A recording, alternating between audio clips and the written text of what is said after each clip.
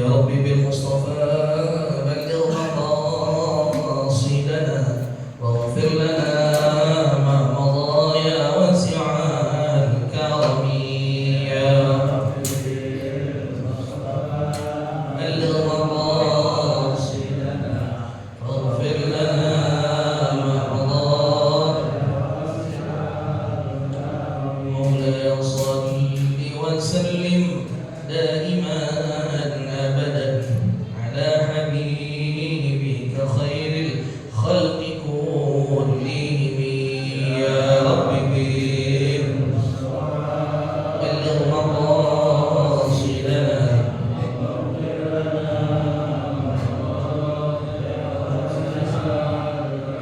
محمد سيد الكونين والثقلين والفريقين من عرب ومن عجم يا رب بلغ مقاصدنا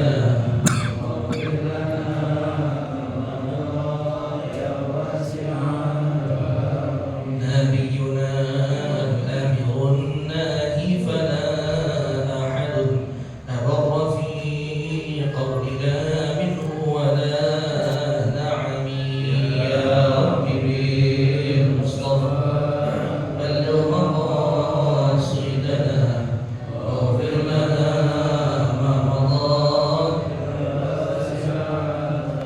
اللهم صل وسلم وبارك عليه وعلى اله الى حضره سيدنا وحبيبنا وشفيعنا رسول الله محمد بن عبد الله صلى الله عليه واله وسلم وعلى نية الفتوح والنوح والرسوخ والتوبة النصوح والعين والروح وإلى حضرة النبي محمد صلى الله عليه وآله وسلم الفاتحة. إن شاء الله الرحيم بسم الله الرحمن الرحيم الحمد لله رب العالمين الرحمن الرحيم مالك يوم الدين إياك نعبد وإياك نستعين اهدنا الصراط المستقيم صراط الذين أنعمت عليهم غير المغضوب عليهم ولا الضالين آمين. اللهم صل وسلم على سيدنا فاتح لما أغلق الخاتم بالحق والهادي إلى صراطك المستقيم وعلى آله وصحبه حق قدره ومقداره العظيم. اللهم أخرجنا وهمي وأكرمنا بنور الفهم وافتح علينا بمعرفة العلم وحسن أخلاقنا بالحلم وسهل لنا أبواب فضلك وانشر علينا من خزائن رحمتك يا أرحم الراحمين. السلام عليكم ورحمة الله وبركاته. الحمد لله رب العالمين والصلاة والسلام على أشرف الأنبياء والمرسلين سيدنا محمد وعلى آله وصحبه أجمعين. أما بعد سبحانك لا علم لنا إلا ما علمتنا إنك أنت العليم الحكيم. رب اشرح لي صدري ويسر لي أمري واحلل عقدة من لساني يفقهوا قولي وسدد لساني واهد قلبي بحق سيدنا محمد صلى الله عليه wasallam. Para jemaah sekalian yang dirahmati Allah Subhanahu wa taala, sebelum Al-Bagir membahas masalah fikih yang berkaitan tentang zakat fitrah, ada beberapa hal yang ingin disampaikan. Yang pertama, insyaallah pada malam 27 Ramadan, yaitu hari Rabu, malam Kamis, insyaallah Masjid Jami Tiharul Ikhwan akan melaksanakan sholat tarawih khatmul Quran. Ya, jadi malam 27, ya puasa yang ke-26, malam ke-27 insyaallah jatuhnya pada hari Rabu malam Kamis akan diadakan sholat tarawih khatmul Quran yang akan dipimpin oleh guru kita, yaitu Dr. Muhammad Kiai Haji Muhammad Rai. Ini diharapkan kehadirannya di hari Rabu malam Kamis yang pertama. Dan selanjutnya nanti mengingatkan kembali dalam tarawih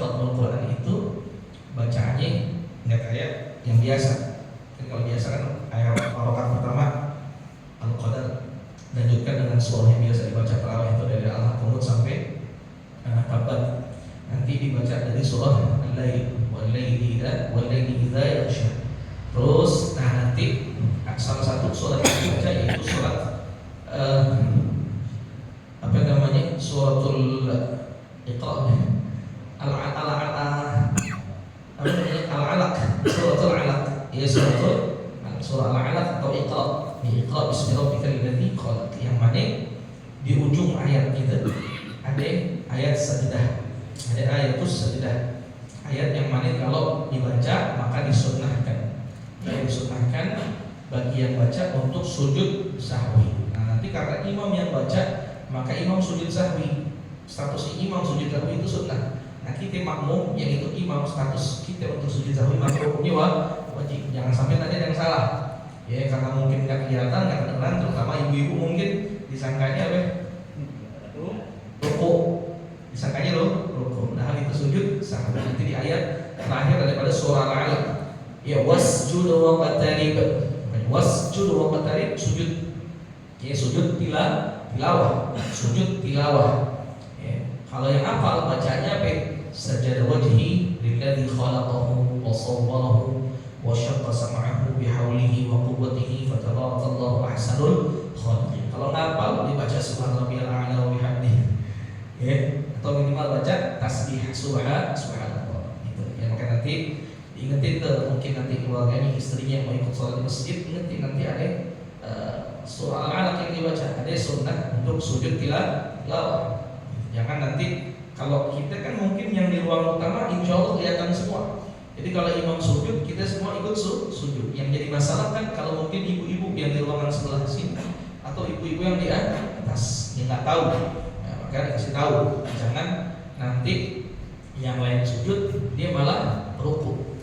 Hal ini sering terjadi di Masjidil Haram dan di Masjidil Aqsa. Jadi di Masjidil Haram dan di Masjidil Aqsa itu punya kebiasaan ikutin sunnahnya Nabi Muhammad SAW.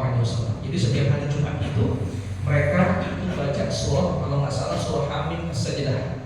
Surah Hamim As-Sajdah, surah As-Sajdah di ayat pertama. Makanya kalau sholat subuh Jumat itu pasti bisa dipastikan pada rakaat pertama itu ada sujud sampai ada sujud tilawah.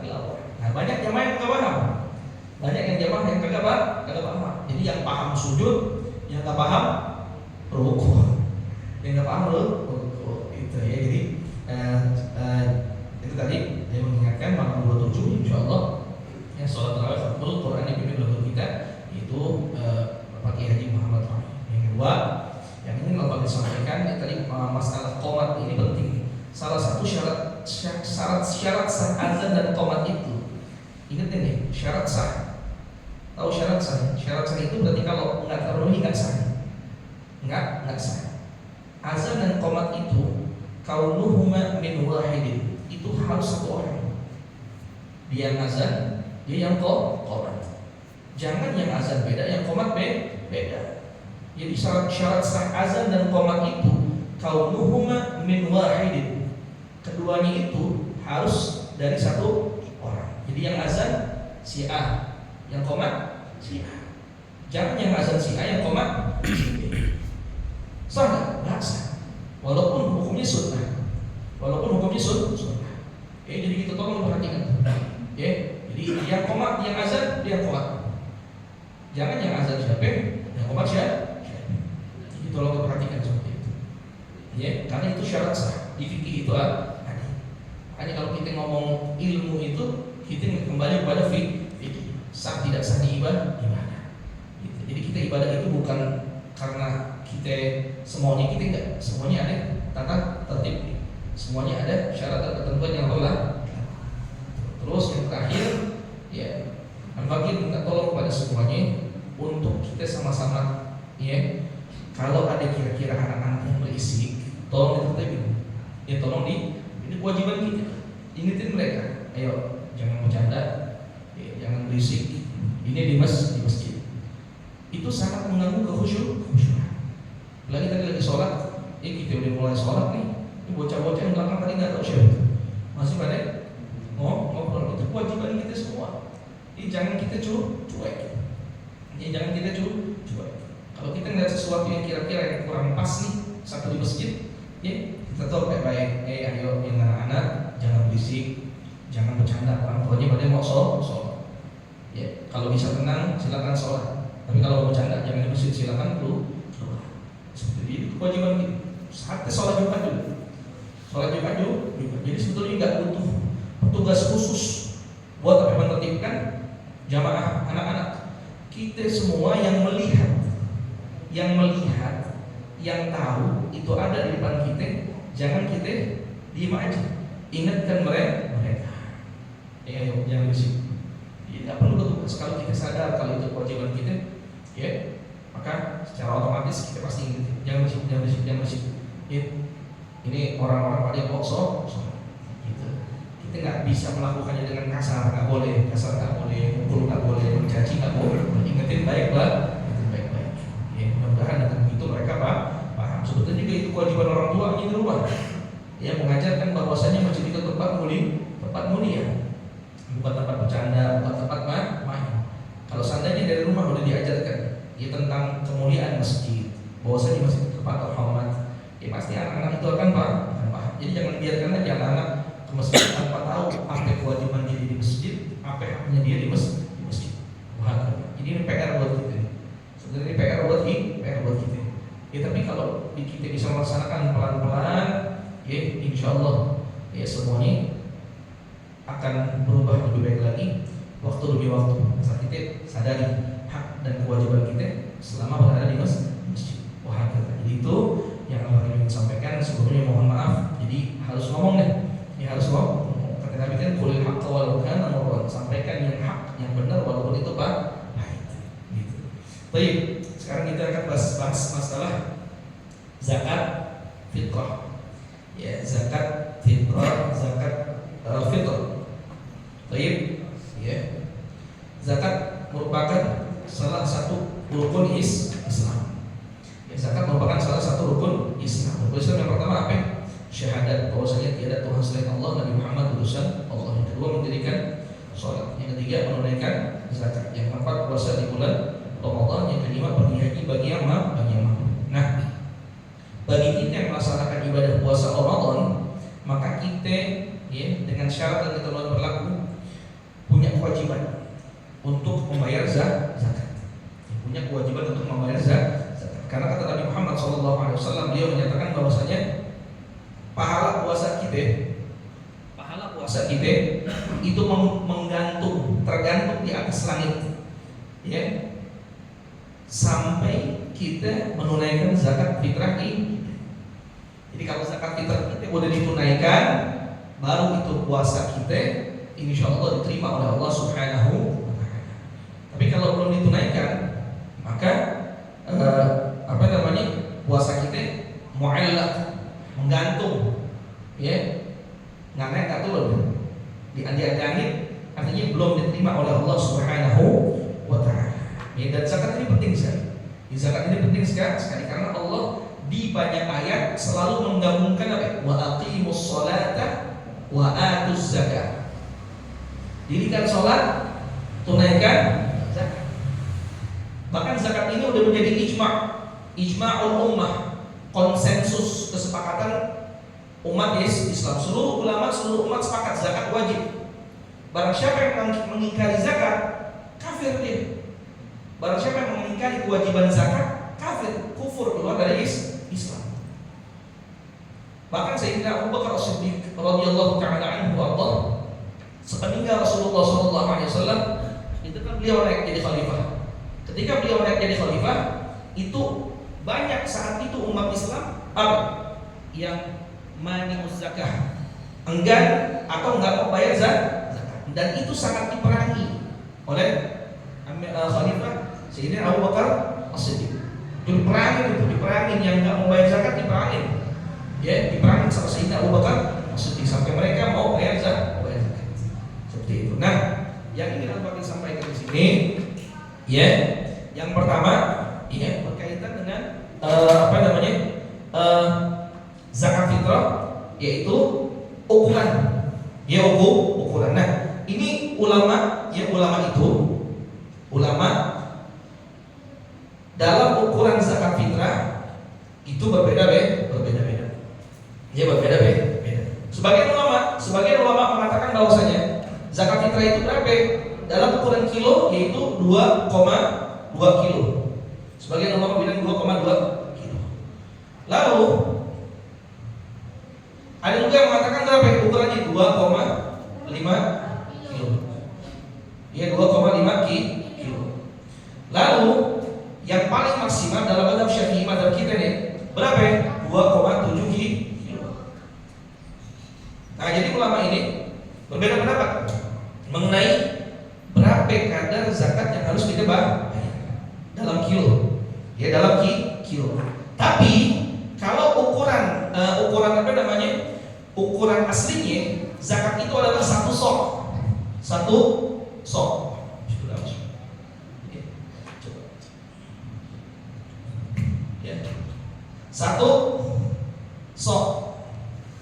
itu berapa ya? Satu sok sama dengan yaitu 4 mud.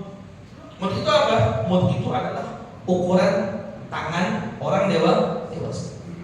Ukuran tangan Nabi. Jadi ukuran tangan Nabi, ya itu ada beras atau korma atau gandum yang menjadi bahan buat zakat, makanan buat zakat itu diraup dengan dua tangan, itulah yang disebut dengan ukuran satu mud. Nah, ulama mengkonversikan satu sok sama dengan 4 mud dengan seperti ini. Ada yang mengatakan 2,2 kilo, ada yang mengatakan 2,5 kilo, ada yang mengatakan 2,7 kilo. Yang kalau dikonversi ke liter itu berapa? Kira-kira berapa? 3,5 liter. 3,5 liter. Gitu. Nah, apa yang namanya? Boleh lebih nggak? Boleh. Lebih nggak jadi masalah. Ya bahkan itu lebih baik. Kenapa? Karena dalam mazhab Imam Abu Hanifah, sekali lagi dalam mazhab Imam Abu Hanifah itu berapa? Dalam mazhab Imam Abu Hanifah itu 3,8 kilo. Ini dalam mazhab Imam Abu Hanifah. Dalam mazhab Imam Abu Hanifah 3,8 kilo yang kalau dikonversi ke liter itu sekitar 5,5 liter, hampir 6 liter. Jadi terdapat perbedaan antara mazhab Syafi'i dan mazhab Imam Abu Hanifah. Seperti itu. Nah, di antara tiga mazhab, ya, Hanafi, Maliki, Syafi'i, Hambali. Hanya mazhab Imam Abu Hanifah yang boleh mengeluarkan zakat dengan qimah. Qimah itu apa? Fulus. Dengan uang. Hanya dalam mazhab Imam Abu Hanifah. Boleh tuh dalam mazhab Imam Abu Hanifah mengeluarkan zakat dengan uang, mengeluarkan zakat fitrah dengan uang. Tetapi kalau memang kita umpamanya nih mau mengeluarkan zakat fitrah dengan uang, maka otomatis kita harus ikut mazhab Imam Abu Hanifah. Gitu. Berapa berarti? 3,8 kilo. Kita buletin deh. Jadi berapa? Sekitar 5,5. Maka uang yang harus kita keluarkan itu setara dengan uang beras sekitar 5,5 liter. Jadi nggak boleh kita, umpamanya kita mau zakat uang nih, tapi kita pakai yang ukurannya ini, nggak boleh. Kalau kita mau zakat uang pakai ukuran yang mana? 3,8 kilo. Jadi harus perhatikan seperti itu. Ya, jadi sekali lagi nggak boleh kita zakat uang, artinya uang cash gitu. Uang cash kita langsung kasih, nggak boleh. Karena ini nilainya cuma berapa tadi? 3,5 liter, setengah ini berapa? 5 liter. Terdapat berbeda. Seperti itu. Nah, kalau mau yang selamat, kita mau selamat nih. Guru-guru kita ngajarin seperti ini, ya. Kita zakat dengan 3,5 liter, tapi kita kasih duit juga. Kasih duit buat mas. Karena yang jadi masalah di zaman sekarang itu, yang perlu kita ketahui adalah banyak orang fuqara, masakin itu berasnya kebanyakan jadinya. Ketika apa? Ketika mendapatkan beras zakat, harus ini dapat, beras banyak, jadi nggak ada. Duitnya nggak ada. Bisa dapat 50 liter, Dia bisa dapat 100 liter, tapi nggak punya duit. Nggak punya duit buat apa? Buat masak. Makanya sebagian dari mereka akhirnya dijual berasnya, dijual ya, ke orang lain atau ke restoran atau ke rumah makan, dijual di bawah harga pasar. Entah itu 8.000 per liter atau 9.000 per liter. Jadi rugi ya? Rugi. Gitu. Dan juga mereka kadang-kadang itu nggak punya tempat buat menampung beras tersebut, sehingga beras disimpan terlalu lama jadi apa? Kutuan. Makanya ulama-ulama sekarang di Timur Tengah itu, ulama-ulama di Timur Tengah, kita ngomong di Timur Tengah nih, bukan di Indonesia ya. Kita ngomong di Timur Tengah, bukan di Indonesia. Timur Tengah itu Arab, ya, entah itu Saudi, Qatar, ya, terus Bahrain, ya, terus Oman, Yaman, segala macam, Mesir, Aljazair. Di negara-negara Arab sekarang banyak daripada ulama-ulama mereka itu memfatwakan bahwasanya lebih manfaat zakat fitrah dengan menggunakan uang. Lebih manfaat zakat fitrah dengan menggunakan uang.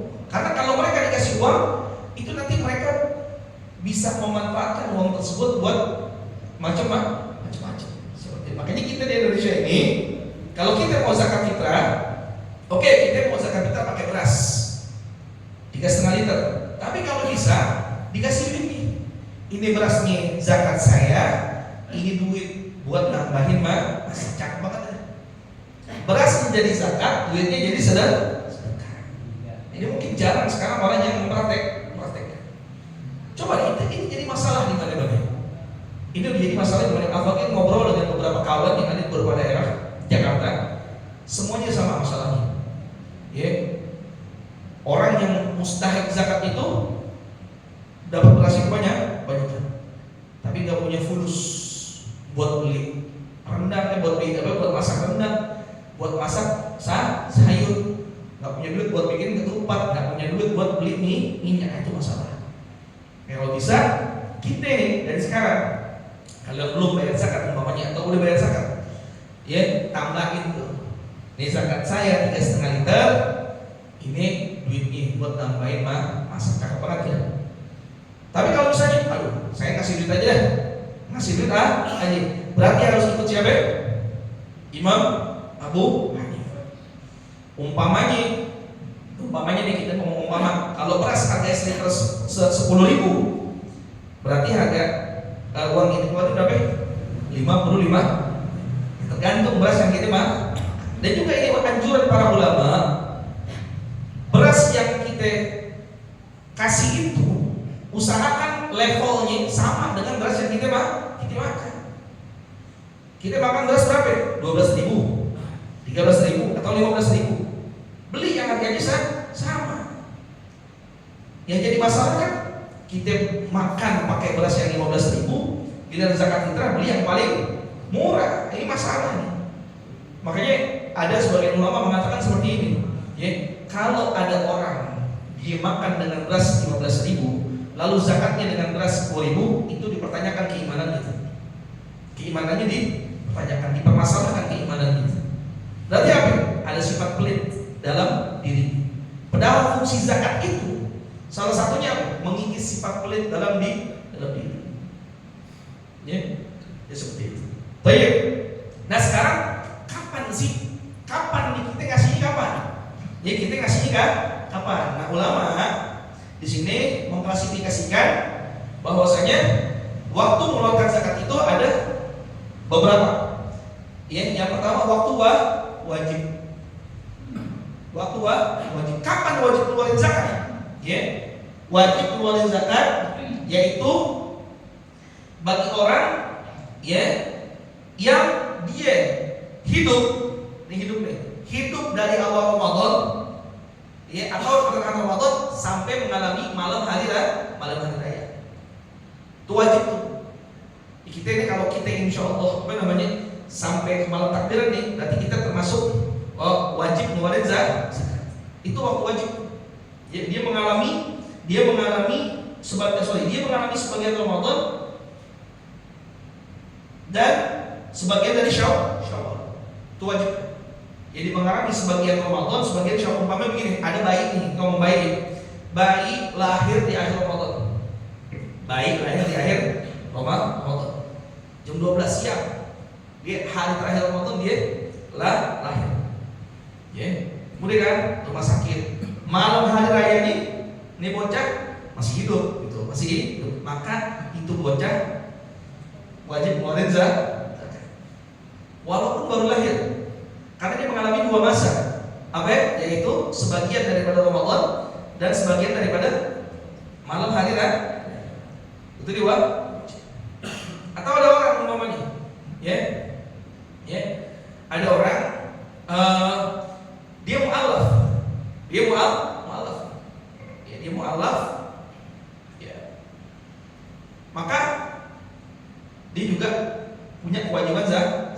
Apalagi kalau dia orang kaya, walaupun mu'alaf itu termasuk orang yang berhak menerima zakat. Seperti itu. Jadi itu waktu wajib. Orang yang mengalami sebagian Ramadan, sebagian Syawal, itu adalah orang-orang yang wajib mengeluarkan zakat. Wajib. Yang kedua adalah waktu fadilah, ya, waktu utama, ya, waktu fadilah, waktu utama. Utamanya kapan sih mengeluarkan zakat? Utamanya kapan? Yang paling bagus waktu mengeluarkan zakat kapan? Yaitu, ya, hari raya Idul Fitri. Yang bagus nih. Pada saat hari raya Idul Fitri, yaitu setelah terbit fajar, waktu subuh, habis subuh nih, hari raya Idul Fitri tanggal 1 Syawal habis subuh, itu utama kita ngeluarin zakat.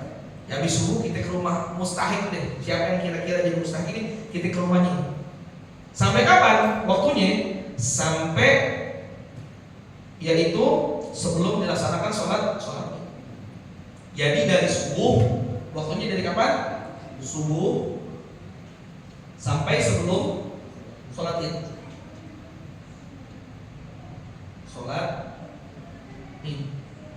Nah itu utamanya. Cuman kan repot subuh kan. Untuk kita habis sholat subuh, pulang dulu ke rumah dulu, mandi dulu segala macam, nggak ada waktu. Jarang orang yang bisa kerjain seperti ini. Ya. Nah, lalu ada yang namanya waktu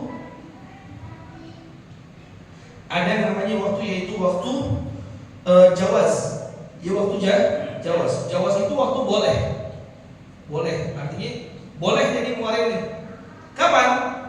Waktu jawaz itu yaitu dari awal Ramadan.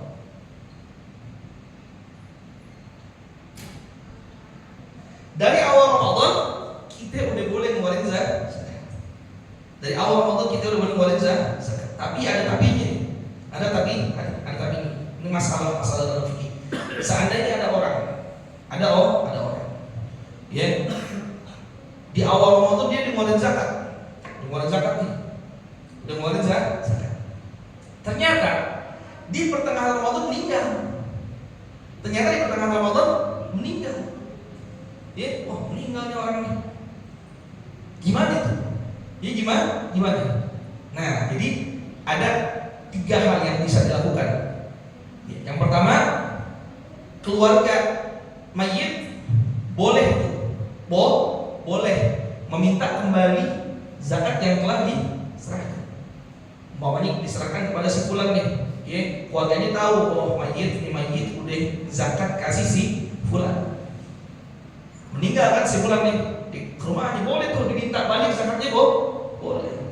Yang pertama diminta balik. Atau yang kedua, ketika si mustahik ini tahu bahwasanya yang ngasih zakat ke dia ini meninggal, maka si mustahik ini berkewajiban untuk apa? Mengembalikan. Yang kedua, yang ketiga apa? Udah diikhlaskan. Jadi sodakoh, nggak jadi zakat. Kenapa? Karena mayit ini meninggal di pertengahan Ramadan sehingga dia belum mengalami malam Idul Fitri atau mengalami bulan Syawal. Seperti itu. Ya. Ada nggak kira-kira kemarin? Tapi nggak jarang tuh orang yang mengeluarkan zakat di awal Ramadan. Biasanya kapan? Akhir. Ya, seminggu atau mentok-mentoknya nih, kalau itu biasanya malam takbiran. Betul ya? Malam takbiran. Tapi dari sekarang boleh nggak? Boleh, jawaz. Boleh. Seperti itu. Nah, terus fuqaha agak panjang penjelasannya. Makruh nih, makruh mengeluarkan zakat. Ya, waktu yang dimakruhkan untuk mengeluarkan zakat. Kapan? Yaitu mentakhirnya, artinya ditunda, ya, sampai setelah sholat Id. Hingga waktu maghrib di hari pertama hari raya, makruh. Jadi kalau bisa jangan ditunda. Kalau ditunda sampai setelah sholat Id sampai maghrib hari raya, makruh hukumnya. Kecuali bisa jadi nggak makruh. Kecuali apa? Biasanya kita ngasih zakat sama orang soleh. Ada orang soleh, orang baik. Biasanya dia datang H-1 Lebaran. Kita biasa kasih ke dia zakatnya. Biasanya dia datang 2 hari sebelum Lebaran atau minimal sehari sebelum Lebaran. 2 hari kita tunggu sebelum Lebaran nggak datang. Sehari kita tunggu sebelum Lebaran nggak ada. Dia ngasih tahu kita. Afwan nih, ane nggak bisa datang, ane bisa datangnya besok. Ya pas hari raya, boleh tuh kita kasih. Makruhnya ini hilang. Kenapa? Karena yang kita kasih belum datangnya baru pada saat hari raya. Gitu. Lalu ada waktu haram nih jadinya zakatnya sah tapi haram. Ya. Gitu. Yaitu apa? Yaitu ditunda sampai hari raya tapi tanpa uzur. Nggak dikeluarin aja deh. Nggak ada uzur, nggak ada alasan, nggak ada halangan, ya, nggak dikeluarin, gitu, ya. Boleh nggak ditakhir? Ditakhir boleh, ya, ditakhir boleh. Kapan ditakhir itu boleh? Ya, misalnya begini, ada orang malam takbiran belum punya duit buat zakat, belum punya duit, ya. Baru ada duit pada saat hari raya. Baru punya duit tuh hari raya, maka dia boleh itu mengeluarkan zakat pada hari raya atau setelahnya. Tapi jadinya jadi qadha, sah, nggak jadi masalah. Atau nggak ada mustahik, itu jadi orang kaya semua. Kita cari mustahik dari awal Ramadan nggak ketemu, sampai hari raya nggak ketemu mustahik, sampai hari raya nggak ketemu mustahik yang menerima zakat nih. Baru ketemu setelah hari raya, wah jadi dia mustahik nih. Sini, ane mau ngasih zakat nih. Berarti kan ditunda tuh sampai lewat hari raya, boleh. Tapi jadi qadha sah. Seperti itu. Ya, jadi ada waktu wajib. Ya, waktu wajib yaitu buat siapa? Buat orang yang dia mengalami sebagian Ramadan, ya, dan sebagian Syawal. Ya, atau pada malam takbir. Nah, seperti siapa tadi? Seperti bayi yang baru lahir di hari terakhir Ramadan dan dia mengalami malam takbiran dan hari raya, maka wajib bagi orang tuanya mengeluarkan zakat fitrah buat itu bayi. Seperti itu. Dan juga orang yang baru masuk Islam, ya, itu dia wajib zakat juga. Tapi dia boleh ini juga, boleh menerima zakat sebagai apa? Sebagai muhal. Ya. Terus waktu jawaz atau waktu boleh dari awal Ramadan kita udah boleh. Tapi tadi kalau ada, ya, yang meninggal, maka 3 hal yang boleh dilakukan. Pertama, keluarga ahli waris minta zakatnya lagi, atau mustahiknya mengembalikan zakatnya kepada keluarga mayit ahli waris. Yang ketiga, diikhlaskan, itu jadi apa? Pahala sedekah. Ya. Karena orang yang meninggal di tengah-tengah Ramadan berarti dia nggak mengalami malam hari raya, nggak mengalami hari raya, maka dia nggak wajib zakat.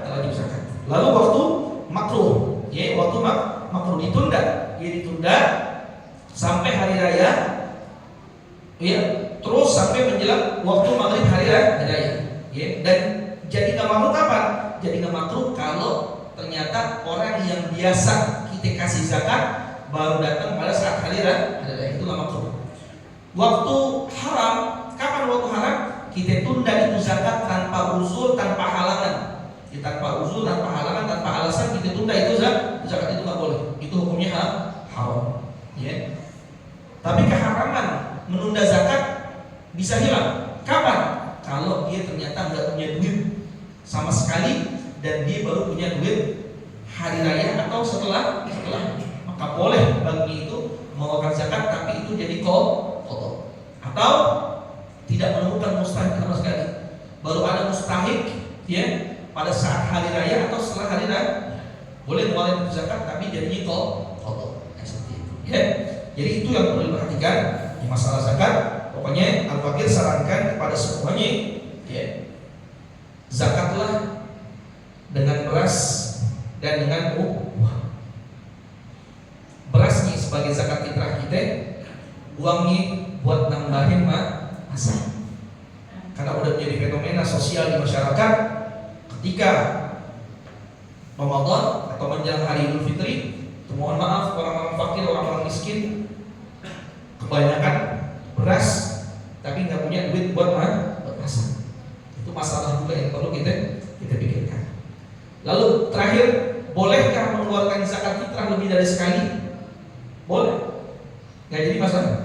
Misalnya begini, kita lihat, kita umpamanya begini, di masjid kita zakat, di pengurus RW kita zakat, di musola kita zakat. Ada beberapa titik tempat kita zakat. Boleh nggak? Boleh.